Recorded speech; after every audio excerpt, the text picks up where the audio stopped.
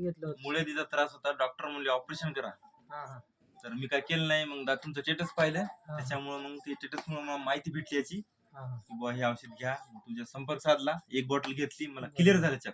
बरोबर. हं.